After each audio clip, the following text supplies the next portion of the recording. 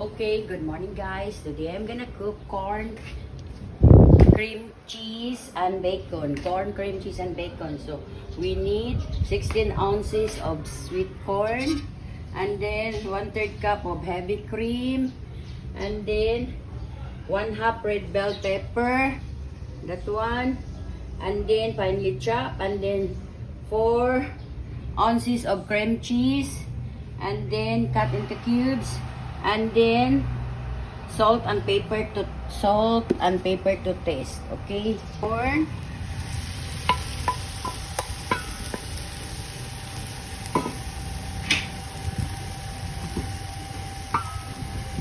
cheese, no, the all-purpose cream, not the cream cheese. Okay, pepper,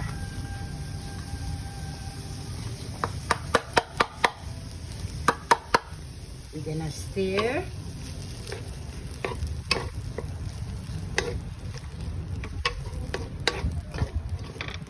And stir, and then simmer for 10 minutes. Okay, then simmer for 10 minutes.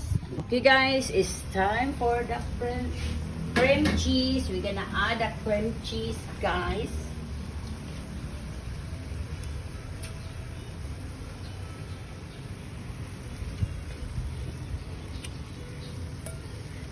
Gonna stir it.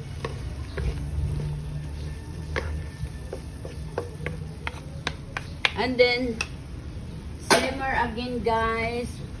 Cream cheese. Okay, we'll be right back. Now I'm gonna add the bacon. Guys.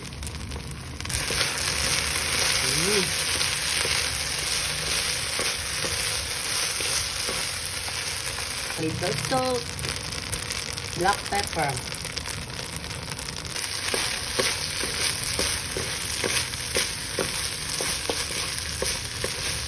Okay guys, this is the corn cream cheese with bacon. Okay, it's done. So we're gonna taste it.